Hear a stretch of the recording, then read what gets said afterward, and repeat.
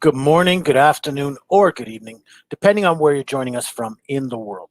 Welcome to Open Up, our live talk show. My name is RJ Horner, and I'm the host of Open Up. I'm also the vice president for Voice of Men 360. So let me share a brief introduction about Voice of Men 360, International Men's Day, and why this talk show Open Up is so important. Voice of Men 360 is a not-for-profit organization founded in 2020 and based in Toronto, Canada. Many boys and men are seeking help and support in many areas of their lives. We understand the demands and the support needed when it comes to our boys and men in society. Voice of Men organization was born out of seeing a tremendous need and stepping up to help provide the services to help and support our men and boys. We're part of International Men's Day, and International Men's Day has been serving for over 21 years so far and is now represented in 90 countries around the world who join together doing various activities regularly. International Men's Day also follows 6 pillars, which represent the overall well-being of men and boys, and we follow in those footsteps here with Open Up or with Voice of Men 360. So because men and boys are not willing to open our hearts, we're not willing to share our matters with people, when we keep those emotional challenges within ourselves, at some point they're bound to explode and affect our health in ill ways. That's why we want to create an open space and allow an individual to share their life journey through our platform. We aim to create awareness and allow the life challenges and struggles that our boys and men have to overcome, and they have to go through in their lives. There are no limitations with gender, age, nationality, ethnic groups. We are welcoming all walks of life to participate and share your life journey. Our goal is to make a positive impact on someone's life through this program. Open Up is Sunday mornings from 10 a.m. to 10:30 Eastern Time. Each week we'll bring an individual and share their life experience. But before I bring our guest today, I want to just read our disclaimer to you. Of course, we need a disclaimer. Voice of Men 360 mission is always brought forth in good faith. The beliefs in the beliefs expressed here in the program are not necessarily those of our guests, are those of our guests and not necessarily representative of Voice of Men 360. Voice of Men 360 is engaging in discussion forums only, and to offer and inspire awareness and connection is not providing therapeutic advice. If you need crisis intervention or therapy, you need to engage the services of a mental health professional. Please do so immediately. If you have questions or concerns or about this panel discussion or about Voice of Men 360 directly, please visit our website, voiceofmen360.org for more. So please, I want to invite our special guest, Dean Anderson, who is a passionate certified addiction counselor. He's from London, Ontario, and his specialty really is in addiction and recovery. He's had a private practice. He's had many trainings in various addiction recovery methods. His experience includes withdrawal management, residential treatment, peer support, private care, and several other volunteer ventures. His dedication to the field is reflected in multiple communities programs and community events he attends and participates in. Dean uses his life experience to advocate for addiction recovery and the removal of stigma through public speaking, media experiences, and educational workshops. Please welcome Dean Anderson to Open Up. Thank you, Dean, for joining us and being willing to share your life journey with us.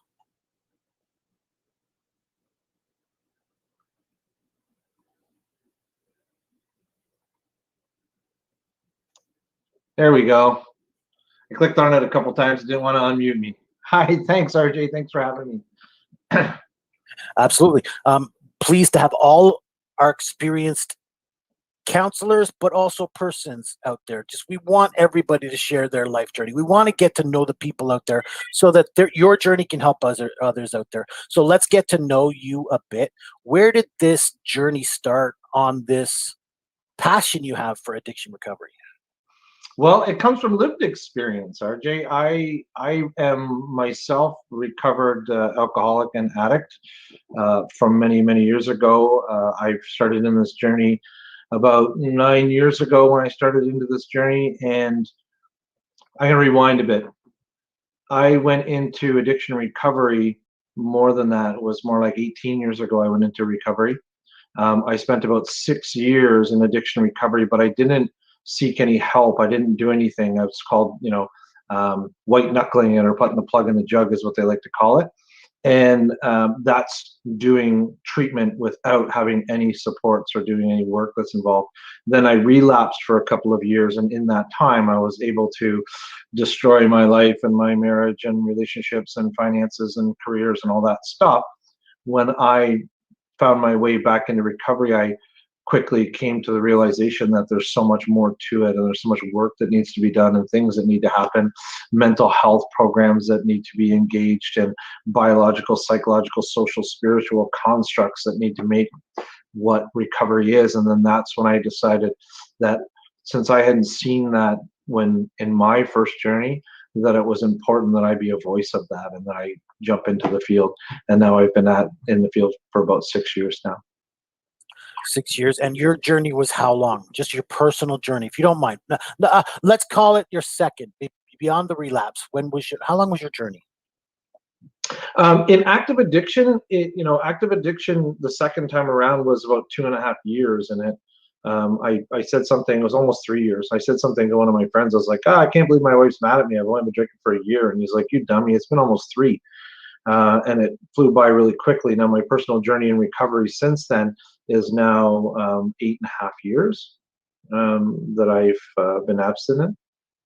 And then 6 years ago, you became involved. Where did you start to get back? What, through others involved in your program, or how did that happen? I went through residential treatment. In the process of going through residential treatment, I noticed that the lived experience counselors in the residential treatment center had the most to offer. When I went through the treatment, other options, or looked at community care, or went through psychologists and psychiatrists through the family doctor, none of them could really empathize or connect or understand exactly what it was I was going through. So when I went through residential treatment and saw lived experience counselors that were able to connect with me at that higher level, that's when it really changed. It was like, this is different. This is something. So right after that, I got really involved in the treatment center that I participated in, which was Westover Treatment Center. And I, became part of the alumni. I started giving back. I, jumped really deep into the 12-step program and communities, and started running events and doing engagement things, and things that just really gave back, and, that submerged me into the culture a little deeper. And then from there, I was encouraged by my peers and the people around me and former counselors that I should probably look deeper into a career path, given my passion and given how involved I was in the processes. So and is that when your certification began? Well, yeah. So in order to do that, I had to go back to university, I went to McMaster in Hamilton. And then the certification, the CACCF certification, requires, so many hours of on-hands training. It requires that you're fluent in different types of systems, and understand how to do referrals, and how to do assessments, and how to do screenings. And there's a certain amount of things that you need to do in order to get that certification. So yeah, I would have started multiple years ago in that process. There's just so many prongs to it. So it pretty much started right away as soon as I jumped into the field. Yeah. Yeah, it's just, you know what, based on your qualifications and based on your words today, your wisdom, I can tell that you've lived a life and you've been very involved. So would you be able to share some experiences that maybe yourself went through, and then maybe some that you've noticed that you've been able to help other people's walk through? Sure. So one of the biggest experiences that I went through was the disconnection piece, and I already alluded to it. When the family doctor says, hey, you know what, you should go see a psychologist. I was like, okay, great, that sounds awesome. I appreciate that opportunity. They're not cheap. There's big wait lists. It's a hard thing to get to. I went in and sat down with the psychologist, and when I sat down, he sat at this big, this vanity desk, and he had this big chair that he sat behind. I sat on the other side of that desk in almost like a lawn chair. And he talked at me, like he didn't talk with me. He's just like, you're here and you're doing this, and this is what you got to do. And he wrote a couple of things down, and he handed me, and it wasn't engaging. I felt like I was in the principal's office. I felt like I was being disciplined. Yeah, and that's how it felt. And as a grown man and a father of four, and Right. and I worked in business, worked for a corporate 500 company, and I was, white collar guy, and I other than the addiction piece, I felt like I had my stuff together, right? So when being talked at, you're like, it automatically puts up this wall, this ego that says, you know what are you trying to get from me here?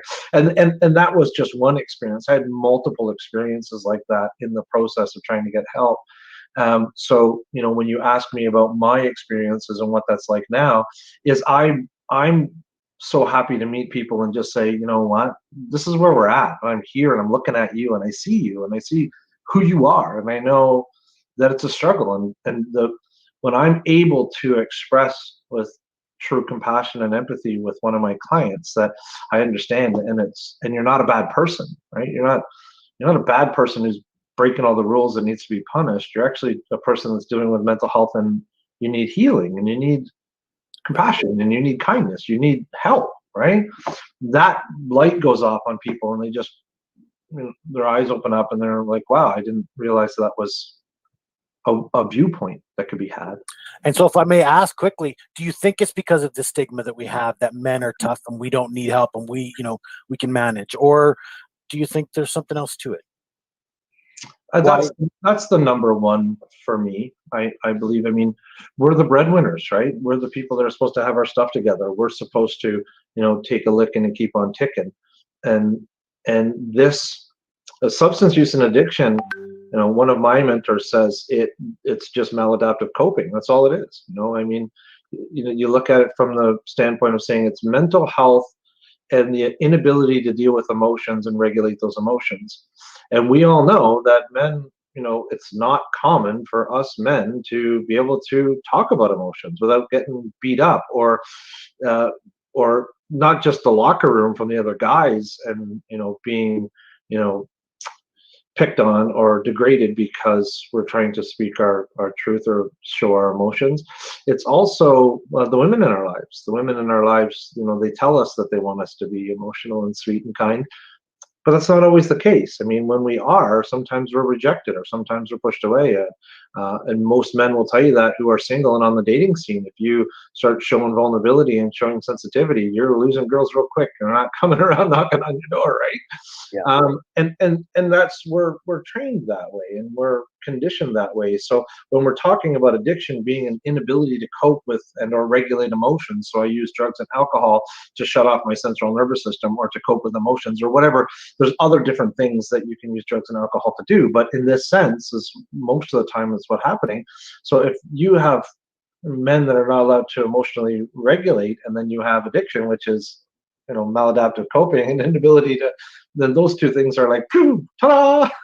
So, yeah. So, one of the things we value here is the father son relationship. And Yeah. you mentioned, again, not being able to cope. And do you feel that what was your father son relationship like? And was there that suck it up, buttercup type attitude where we have to be tough men?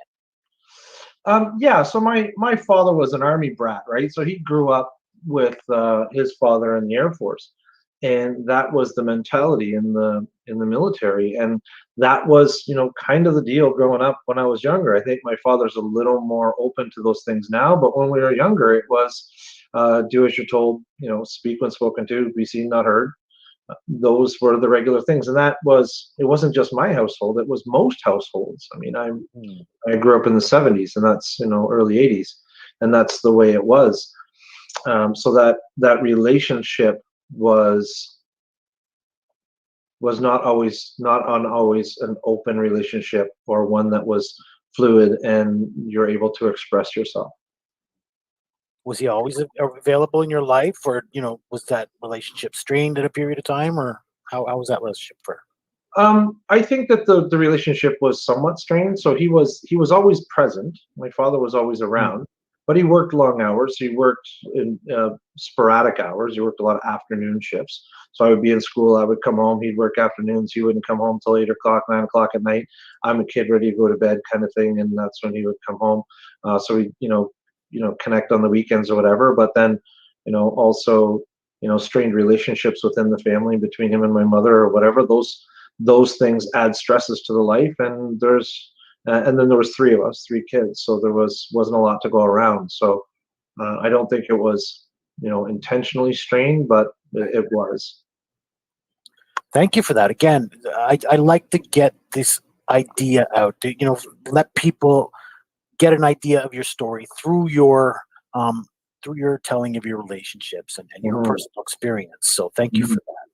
Mhm. So you've had a lot of experience over the years. You've had a lot of qualifications, training.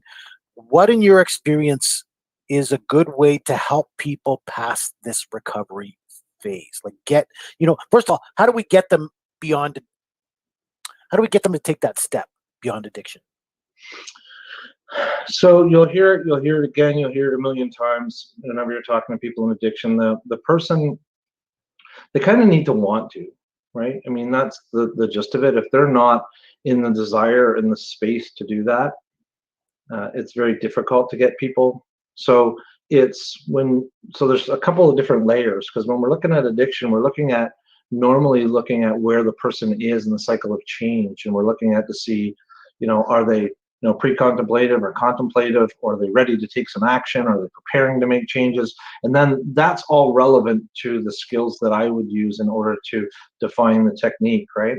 But somebody who's pre-contemplative, who doesn't even know if they have a problem or uncertain, then it's a lot of just open conversation and dialogue, and trying to come to a conclusion with somebody so that they can walk through that themselves and decide what that looks like. I hope that makes sense. Yeah. So if I come up to you and I say, hey, look, you're really crappy at riding that bicycle, you'd be like, hey, I'm doing my best, leave me alone, right? But if I come up to you and I ask you and say, how do you think you're doing riding that bike? You're probably going to turn around and say, you know what, I could use a little help here, I could use a little help there, right? And those are open discussions where you get to come to those conclusions and you make those decisions. I'm not asking you to change the way you ride the bike. I'm not saying that you suck at it. I'm not saying, you got to do it my way. I'm asking you how you want it done. And this is the biggest entry level into the addiction conversation, is asking people, what do you need? What do you want? Where do you want this to go? Do you see a problem with it? And they'll be like, no, I don't see a problem. I'm like, okay, if you don't see a problem, then there's nothing to change then, right? And then as you have these conversations, you kind of plant seeds and just open up dialogue and say, well, this is what do you think having a problem looks like? And then someone says, well, having a problem means you're this, that, and this. Okay. And then I say, well, okay, but so it doesn't mean a problem when it interrupts your family. It's not a problem when it plays with your finances. It's not a problem, when it hurts your health. And then they go, oh yeah, I guess that would be a problem, wouldn't it? So you have to sometimes walk them through a little hard. Yeah, really. And it's just walking them through, because when we're looking at the healing piece, you can take a drug and have it in your system in 8 seconds, right? All of a sudden I've got those chemicals in my brain. I'm feeling good. I'm feeling hooked up. Those emotions are taken care of. I'm numb. Or you can look at it from the other way of saying, okay, you can have this, which will take care of you in 8 seconds, or you can do this, which is this slow work of understanding emotions, understanding yourself, changing your friends, changing your connections, changing your walk of life, the way that you look at things, which could take 8 months to 8 years. You're going to go, 8 seconds, 8 years, right? So it's not this overnight thing. It's this slow conversation to get you to the realization that 8 years or 8 months is the better way to go, opposed to the 8 seconds. But you'll never make that directional change ever until you see the value in it and you see how much pain the 8 seconds is causing you. And that's what we call rock bottom. I'm not a big fan of the term, but that's what we call rock bottom. That's when somebody hits a point when the pain of staying the same is worse than the thought of changing. Yep. Right? And see, the reason I do what I do is because, again, I've been that journey. I've walked that journey. I've hit rock bottom, at least my rock bottom. And thankfully, it wasn't a hard hit. But now I want to try and catch people before they, get them to make that decision before they're going over the cliff. Right. That's what I really hope to do. So I applaud you for that. One of the things you mentioned is we have to delay that instant gratification. We all want the instant. We want it now, but we have to get over that. And then I think another thing that you mentioned is the right to choose. That's important to us. We all want to be able to choose whatever outcome we want. Correct. So thank you for that. These are methods that are just amazing. I want people to understand. There's something simple that can help people go a long way. Right. And we're really just trying to plant those seeds. Right. At this And point. and that's all we can do, right? Is plant the seeds and hope that they water them, and then they have those opportunities to see it. And then when they do realize that change has to happen, that they know where to go. We think that we just, this idea of anonymity, which is helpful for people to feel safe and trusted to go somewhere and not feel like their information is going to be shared. But it's also become so ingrained in the language that we use around addiction that we feel like it needs to be secret, right? So it's very difficult for people to want to open up, especially men, to somebody because this substance use thing. So when I talked about me being sober for the 6 years before, I kept it a secret because my understanding was it was supposed to be anonymous. It's supposed to be quiet. It's supposed to be this hush thing. I didn't participate in AA, but that was my interpretation in my brain, that it's supposed to be this secret. And with that comes shame. And with that comes this underlying piece of secret, right? But Yeah. if we have these conversations and open dialogues and show people, hey, there's help over here. Hey, you can do this. Hey, you're allowed to talk about it. Hey, it's not so scary. Then people will have that opportunity to say, oh, there's more I can do. When those seeds catch or that rock bottom comes, it's, if you don't see an avenue of health or see an avenue of care, you're going to go start digging for more. Yeah, absolutely. And again, you know what? We're all seeking help. We're just afraid to take that step, right? Mhm. We're locked out. We're men. Mhm. But look, we're about awareness here. I've taken the journey. I've walked that journey, and now I'm telling my story so others can. Yep. Um, Same thing for others. We're about awareness, and then there's also knowing that, okay, I've done something. Now I can reach out to a counselor about my addiction and get some qualified help Mhm. for taking my next steps. So Mhm. I'm really hoping we catch as many people, direct it to you and direct to as many counselors like yourselves who can help people Mhm. change that journey. Because there's so many men out there who are addicted to one thing or another, and not just Mhm. substances, right? Mhm. You spoke about instant gratification, and sadly, we're moving faster and faster into an instant gratification society. We, punch that little phone and food shows up at our door. We swipe when we want to date somebody. We, get likes on Instagram that give us little boosts of dopamine. I mean, everything has become this instant, press a button and my groceries show up at the house. So this instant gratification society is perpetuating the same thing with emotional care and self-care, and we need to be really careful in that direction of what we're going, because we're creating a more addicted society, or a more susceptible to addiction society, when we don't know how to cope or even not have instant gratification every time we turn our heads, right? Right. And so I always tell people, look, I promote change, I promote growth, but at the same time, I'm honest with people. Look, it's a journey. It's not going to happen like a slap in the face, right? It's going to Mhm. take some time. Yeah. Once you make that decision, now you're every day a little bit closer to being just a little bit better. And I think I Mhm. want to make sure people understand that, right? I think that's a big part of it, Of course, of course.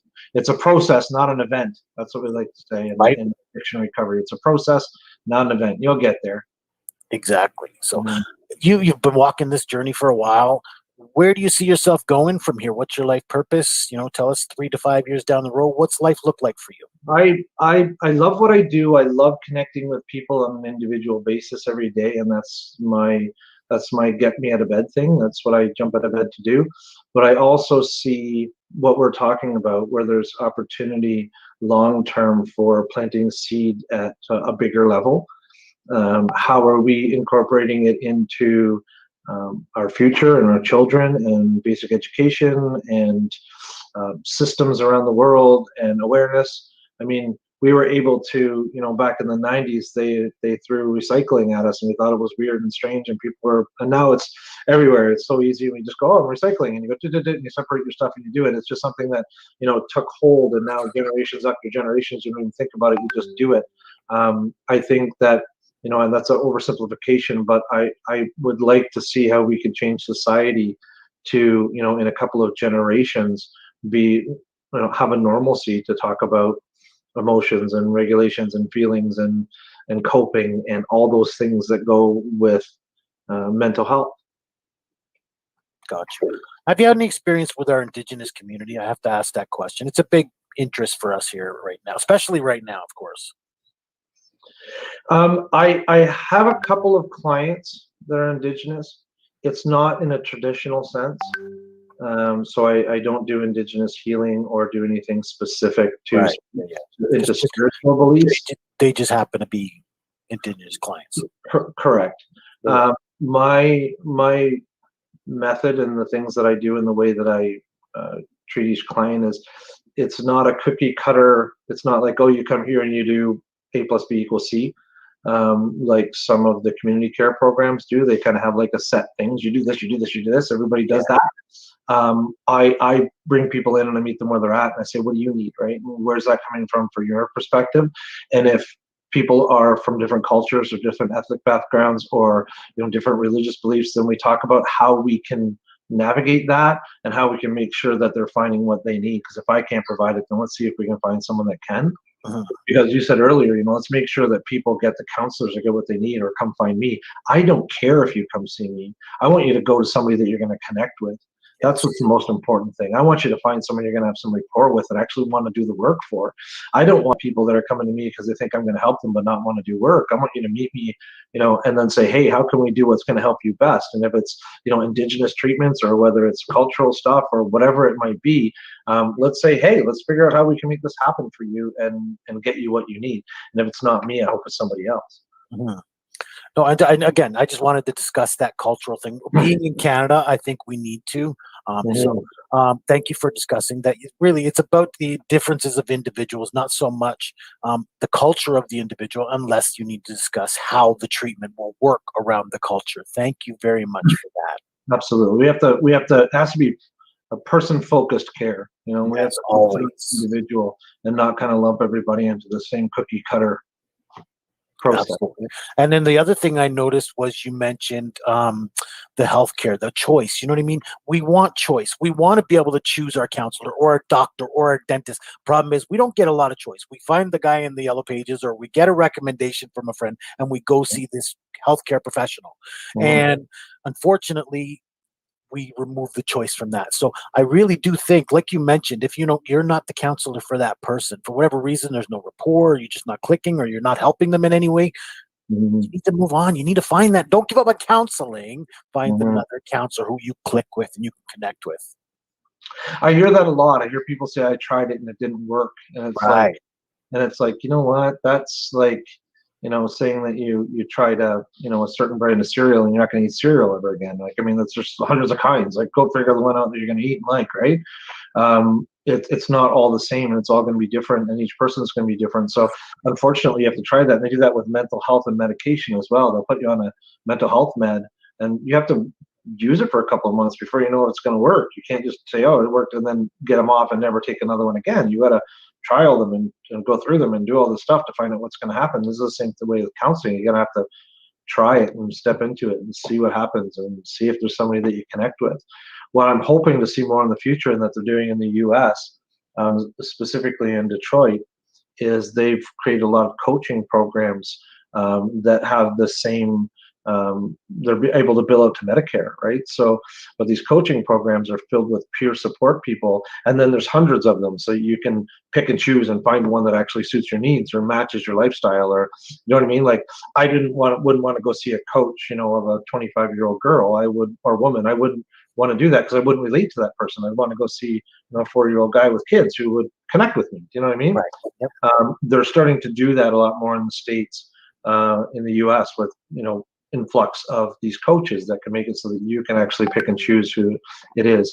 And the other benefit that came from COVID was we've opened up what we're doing right now, the video technology.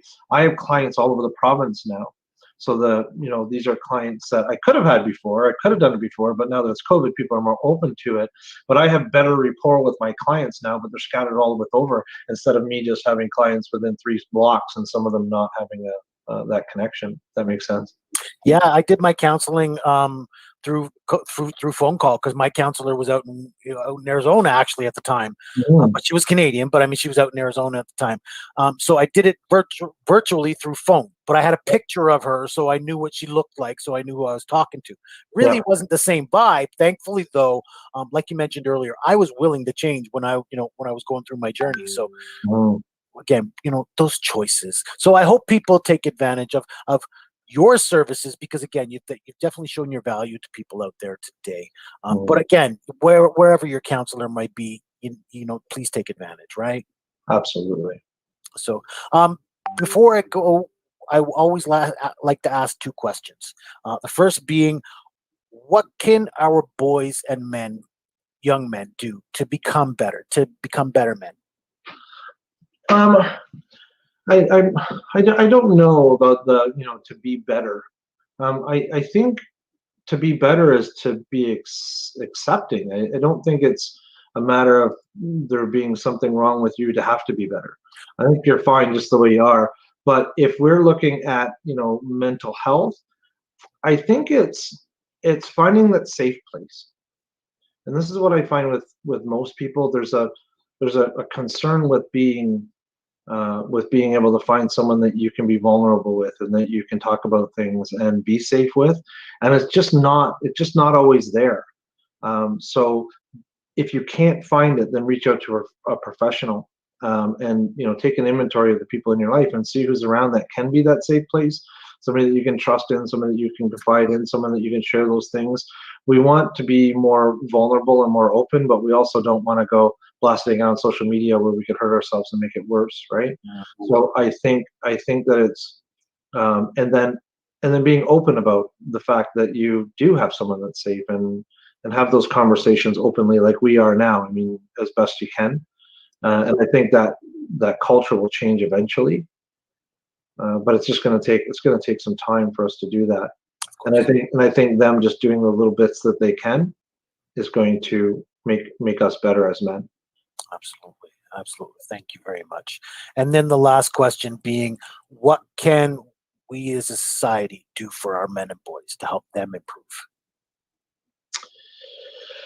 Um, what we talked about right at the beginning, we know that we are locked down. We are, emotionally stunted, so to speak, where we're not. There's the stereotypes. Like I see a reverse discrimination happening all the time, where we are trying to assist and make sure that there's equality right across the board, which there should be between men and women and children, and we should have equity as well. But I'm also seeing it where there's a reverse discrimination where we're breaking down these barriers, but the barriers aren't coming down for men the same way. Men still have to be this strong and still have to be this provider and still have to be this stuff, regardless of whether the woman is being that as well. Does that make sense? Uh-huh. And we need to be able to bring that down and say, you know what, the men can also be normalized as maybe the same dad or whatever that means, right? I mean, we need to continuously doing that. I'm not saying that that's the 100% answer either, but just that making it okay to be who you are. I mean, Right. and making it okay to feel the way you feel and act the way you act, and that's okay, right? Free to express yourself within reason, of course. Within reason, yeah. I mean, within reason. I mean, we can always go to extremes on everything, and I think that sometimes we go to extremes and people get hurt. Right. Yep. And so as long as we have respect for each other, right? At the end of the day, again, it all boils down to respect for your fellow man, and then we're helping our fellow man. Absolutely, the respect for everybody, including ourselves, right? Ourselves, the people around us, our family members, our children. Like, we all have different hierarchies on who's more important than what and who gets treated what way, and we need to tear that down right altogether. Not just men, but men, women, children, ethnicities, visual minorities, whatever, sexual orientation, whatever, doesn't matter. We all need to just say, hey, we're humans and we have emotions, and we all have needs. How can we take care of those? Absolutely. At the end of the day, and we have to, again, you mentioned expectations. society's already changed. Once upon a time, the women were at home, right? We worked, we provided, women were at home, they took care of the home. But now women are working as well, and they're still expected to take care of the home. Yeah. You know what I mean? So we have to adjust, come down a bit on our attitude and know that we can be able to express ourselves, and maybe that's okay too now, right? Mhm. So again, things change, and we kind of need to go with the times. And there is an attitude of caring out there, as you know, as much as it can be, I think, at this time. Yep. I agree. I agree. Dean, thank you for coming out and sharing your journey with us today. These are not topics that are easy to talk about, and I appreciate your willingness to share your journey and your life struggles with us. Thank you very much for having me. I appreciate it. Some great questions there, RJ. I appreciate your time. Absolutely. Thank you, Dean Anderson, for sharing and joining with us today, sharing your life journey with us. When people like yourself come forward and share their life experiences on platforms like ours, especially on social media, it gives people hope, to people out there, to change their mindset and change their life in a positive direction. So that's our goal here in Voice of Men 360. We want to bring individuals and allow them to share their life journey, have an open conversation about our men's problems and challenges and how we can help them overcome.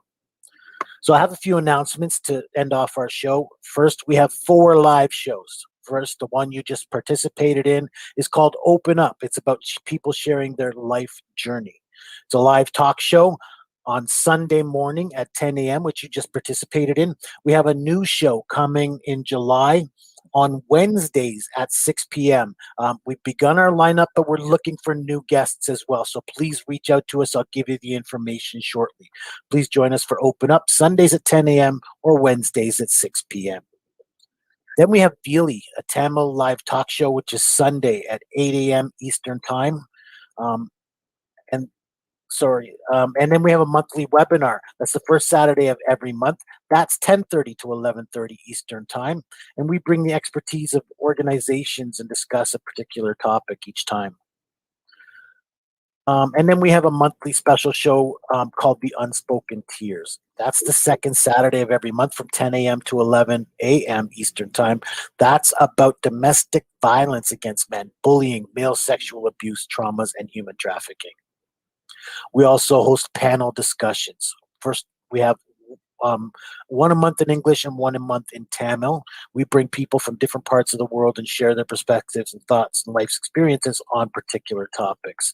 And then we turn all of our content into podcast episodes. So please look out for more on your favorite platforms, iPhone, Google Play, Spotify, and more. And then we host some support groups here. We have a monthly men's only support group. That's the third Tuesday of every month from 6 to 7 p.m. through Zoom. Again, these are all in Eastern Time. And then we have an Indigenous peer-to-peer support group. That's called Pass the Talking Stick, and that's the fourth Friday of every month, 6 p.m. to 7 p.m. through Zoom. There are no limitations with gender, age, nationality, or ethnic groups. All walks of life are invited to participate in our shows. If you want to be a guest on any of our shows, or you're willing to be a part of our organization in any way, whether directly or indirectly, please reach out to us. We'd love to work with individuals, professionals, organizations, experts, NGOs, government officials.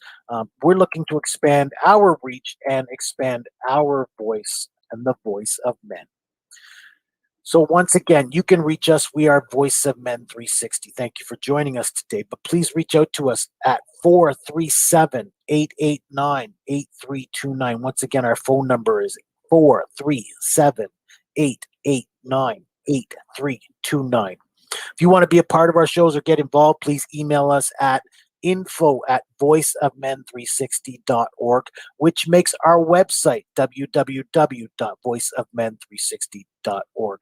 You can find us on all of your social media platforms, including Facebook, facebook.com/groups/voiceofmen360, and of course, on all of your social media favorites, Instagram, LinkedIn, Twitter, YouTube, TikTok, and more. Please don't forget to like and subscribe for more videos from Voice of Men 360. And we want to reach out to more people and help more people. So please continue your support. We thank you for joining us and thank you for being a part of this journey. Till next time, I'm RJ Horner. Have a great day.